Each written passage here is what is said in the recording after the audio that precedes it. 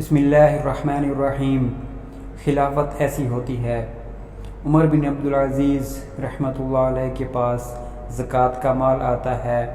فرمانے لگے غریبوں میں تقسیم کر دو۔ بتلایا گیا اسلامی سلطنت میں کوئی بھی فقیر نہیں رہا۔ اللہ اکبر۔ فرمایا اسلامی لشکر تیار کرو۔ بتلایا گیا اسلامی لشکر ساری دنیا میں گھوم رہے ہیں۔ فرمایا نوجوانوں کی شادی کر دو۔ بتلایا گیا کہ شادی کے خواہش مندوں کی شادی کے بعد بھی مال بچ گیا ہے۔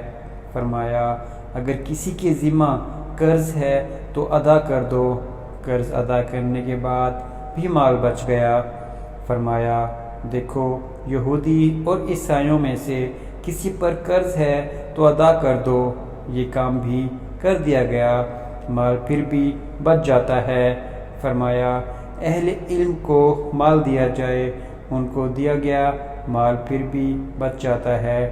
فرمایا اس کی گندم خرید کر پہاڑوں کے اوپر ڈال دو کہ مسلم سلطنت میں کوئی پرندہ بھی بھوکا نہ رہے۔ سبحان اللہ۔ اللہ